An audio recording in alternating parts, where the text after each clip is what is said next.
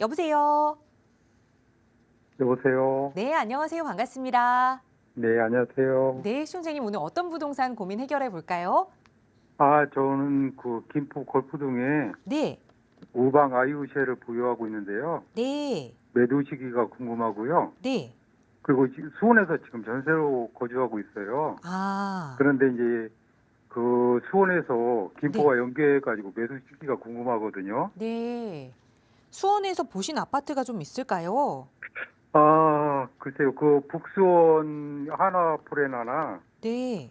아니면은 그 전문가님께서 대표님께서 소장님께서 음, 추천해주고 싶은 수원 지역이 있으면은 그 의견도 좀 듣고 싶고요. 알겠습니다. 그러니까 네. 우선 지금 거주는 임대로 수원에서 하고 계시는데 투자 목적으로 보유하고 계신다고 볼 수 있는 김포에 말씀 주신 걸포동의 우방 아이유쉘 이거를 언제 좀 매도하느냐 매도 시기와 더불어서 매도하고 나면 좀 내 집 마련을 하고 싶다라는 생각이신 것 같아요. 그래서 지금 거주하고 계시는 수원에서 어떻게 내 집 마련을 해야 할지 우선은 북수원의 한화 포레나 아파트를 보셨다고 말씀 주셨는데 한번 네. 계획 차근차근 풀어가 볼게요. 소장님과 인사 나눠보세요. 안녕하세요. 예, 안녕하세요. 네, 반갑습니다. 새해 복 많이 받으시고요. 예, 복 많이 받으세요. 네, 한강 파크뷰 우방 아이유쉘을 이제 갖고 계시는 거예요. 걸포 북변역 바로 위쪽으로. 예, 예, 네, 여기가 이제 걸포 3지구 도시개발구역이었잖아요. 예. 그 구역 내에 있는 이제 아파트를 가지고 계시는데 이 김포 신도시에 있는 아파트들이 상당히 많이 떨어졌잖아요, 가격이.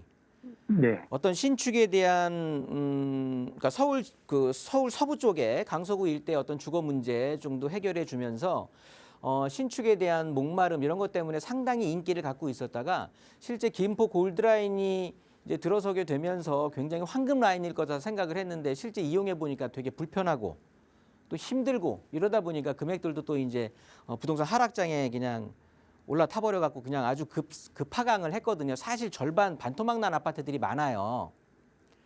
그나마도 괜찮은 게 여기 이제 걸포 북변 이쪽 자체에는 좀 우리 시청자님께서도 앞으로는 이쪽에 이제 북변 지구에서 재정비 촉진 지구가 아래쪽에 대기하고 있고 요 위쪽에 보시면은 또 사지구가 도시 개발을 하거든요. 그러면 네. 전체적으로 신축 아파트 촌이 쭉 형성이 되기는 할 거예요. 그런데 이런 것들보다는 실질적으로 뭐 개발 호재라고 하는 거는 GTX가 있겠고요. 뭐 거기에 인천 2호선에 대한 고양 연장이 있겠고요. 그러면서 또 뭐가 있을까요? 전체적으로 뭐 이 두 가지가 가장 큰 어떻게 보면 호재예요. 뭐 그렇게 되는 건데 시청자님께서 이 투자를 갖고 계시는데 지금 이제 얘를 던지고 어차피 여기는 거주를 안 하시는 거니까 수원 아파트를 매수하기를 고민하시는 거에 대해서 가장 큰 고민이 뭐죠? 얘를 언제 던져야 되는 건지 아니면 수원의 거를 뭘 사야 되는 건지 어떤 게 더 큰 고민이신 거예요? 김포께 더 큰 거죠. 그 이 매도 시기에 맞춰서 예를 들어서 그 전문가님께서 말씀을 해주셔가지고 보유를 네네. 더 하라고 그러면은 수원 거를 매수를 못 하는 거고요. 네. 일가구 일시적 이주택자가 되기 때문에 네, 좋습니다. 그래서 예, 예. 그러면 일단 이 걸포에 있는 우리 지금 보유하고 계시는 아파트 같은 경우는요. 단기적인 호재는 뭐 없어요. 장기적으로 안정적인 이제 가격 흐름은 보일 거예요. 왜냐하면 지금 제가 앞에 상담자분하고도 말씀드렸지만 지금 주택에 대한 원자재 가격 자체가 굉장히 올라와 있는 상황이기 때문에 이제 금액이 어느 정도 김포가 조정이 됐기 때문에 더 이상 떨어지는 것도 쉽지 않은데 이쪽에 이제 분명히 시간이 걸리는 일이긴 하거든요. GTX-D도 얘네들 어차피 그냥 발표만 해놓은 상태고요. 얘도 10년 이상 걸립니다. 거기에 인천 2호선에 고양 연장도 하게 되면은 바로 이제 저쪽에 킨텍스역에 GTX A 노선 훨씬 빨리 개통하는 그걸 이용하게 되면 서울까지도 엄청 빠르게 연결이 되기 때문에 사실 호재인 거는 맞아요. 그런데 인천 2호선에 대한 고양 연장도 지금 예비 타당성 조사 기간이라는 말이에요. 그렇다면 이제 기본 계획을 세워야 되겠고요. 그러면서 국토부 승인이 남아 있는 거고 거기에 또 실시 계획을 해야 되는 거고 또 국토부 승인을 해서 그 다음에야 이제 착공이 들어가는 건데 제가 봤을 땐 아무리 빨라도 2035년에서 36년 이후에 봐야 될 일인 거예요. 상당히 멀리 있는 호재라는 거죠.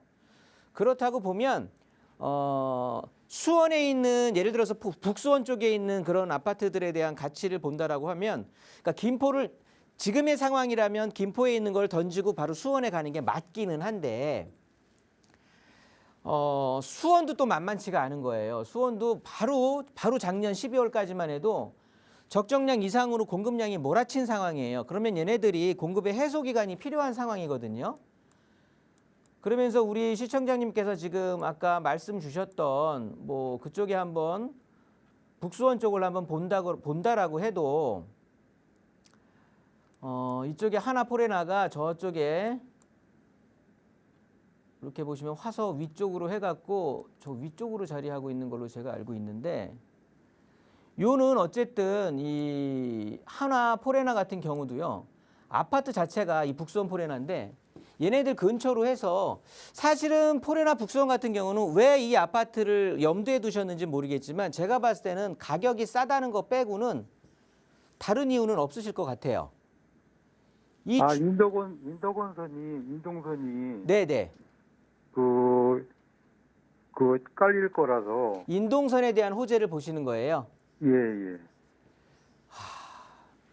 인동선이 깔린다고 해도 우리 포레나 북수원 아파트가 혜택을 받는 것보다는 저는 차라리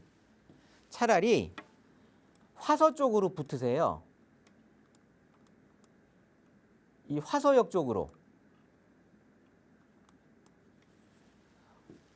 화서역 인근의 아파트라든가 이쪽에 수원 인근에 있는 아파트를 보는 게 훨씬 나을 것 같거든요. 인동선에 대한 호재보다는 GTX라든가 신분당선에 대한 호재가 훨씬 클 것 같아요. 여보세요? 예, 예. 네, 그렇다고 보면 수원은 어찌됐든 수원은 앞으로 금액이 조금 더 조정이 될 거예요. 왜냐하면 물량 자체가 해소되는 기간이 필요하거든요. 그러면 전세 금액이 일단 조정을 받을 거예요. 저는 포레나 수원 같은 경우는 일단은 그러면 전세로 먼저 한번 거주를 해 보시면서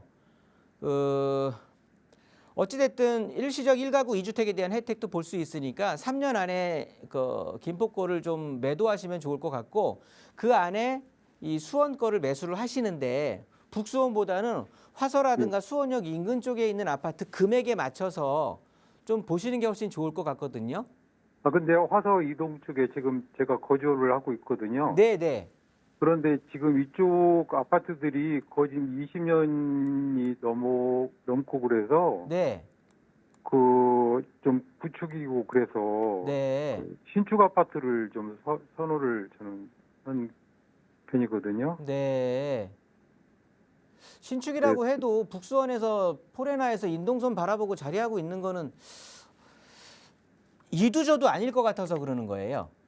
그래요? 수원 전체적인 생활권에서도 외져 있는 거고 서울이라든가 그러니까 주변에 대해서 변두리 쪽에서 연결만 된다는 것뿐이지 특별한 메리트가 느껴지질 않아서 그렇거든요. 구축이라도 화서역 주변의 구축이 훨씬 나아요. 그래요? 네, 네. 그러니까 어차피 지금 임대로 갖고 계시는 거잖아요. 김포 그쵸. 거를. 예, 예. 그러면 그러니까 저는 거주랑 주거를 좀 분리를 하신다고 해도 상관이 없을 것 같긴 한데 일단은 같은 시간의 흐름에 비추어 봤을 때 북수원 쪽보다는 화서나 수원역 인근이 훨씬 나을 거거든요. 그쪽에서 그래요? 금액을 맞춰서 한번 또 어차피 화서역 주변에서 거주를 하신다고 했으니 지금 거주하고 계시는 것보다 조금 컨디션 좋은 쪽으로 해서 그냥 과감하게 매수하시는 것도 나쁘진 않을 거예요. 근데 그 매수 시기는 지금 당장 말고 전 올 가을 시장 아니면 내년 봄 시장을 한번 노려보시라는 거고. 가을이나 내년 봄쯤. 네, 네. 너무 예, 급하게 매수 안 하셔도 될 것 같아요.